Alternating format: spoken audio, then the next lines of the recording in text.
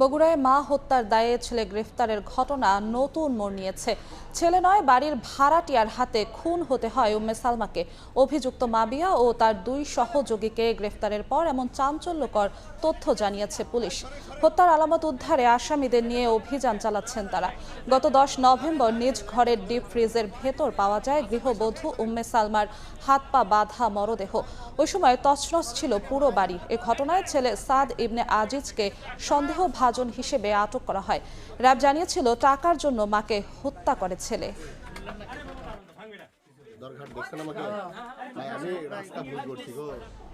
এই মুহূর্তে বগুড়ার দুপচাচিয়ায় পুলিশের অভিযানে আছেন রিপোর্টার আব্দুল আওয়াল। সরাসরি যাচ্ছি তার কাছে।